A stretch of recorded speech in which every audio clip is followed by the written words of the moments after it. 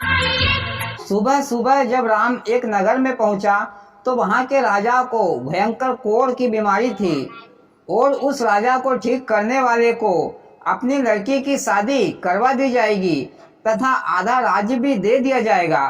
राम ने ऐसा सुना तो राम सीधा राज दरबार में पहुंचा और राजा से बोला, महाराज मैं आपकी बीमारी सुनकर यहाँ आया हूँ। यदि आप मुझसे कहे तो मैं आपकी बीमारी 3 दिनों में ही ठीक कर सकता हूँ। आपके शरीर को पहले की तरह साफ सुथरा कर दूंगा।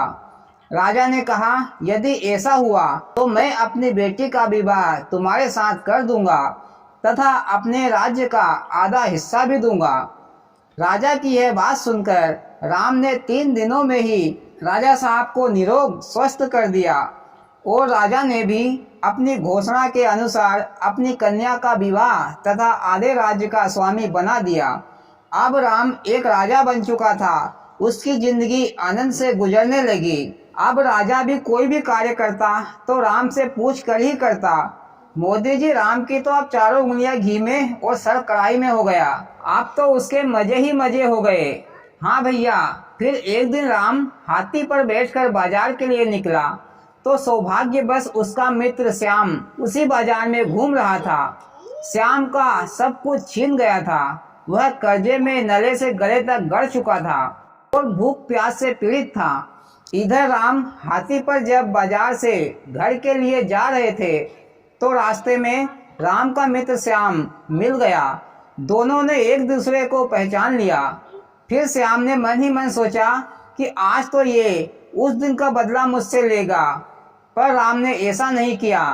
राम ने श्याम को अपने पास बुलाया और हालचाल पूछा और अपने साथ हाथी पर बिठाकर अपने महल में ले आया और अपने मित्र श्याम को काफी सारा धन दिया और अपनी पत्नी तथा नौकर से कह दिया कि ये आदमी हमारा मित्र है, इसकी सेवा में कोई भी कमी नहीं होना चाहिए।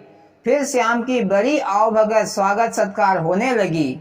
शाम के समय जब श्याम के सामने विविध प्रकार के व्यंजनों से भरा थाल खाने को दिया गया तो श्याम की आंखों में आंसू आ गए। मोदी जी, शायद श्याम को पश्चाताप होता होगा। मैंने तो इसके साथ बुरा किया था, पर ये तो मेरे साथ कितना भला कर रहा है। नहीं भैया, श्याम की आंखों में आंसू देखकर नौकरों ने पूछा, श्रीमान जी आप उदास क्यों हैं?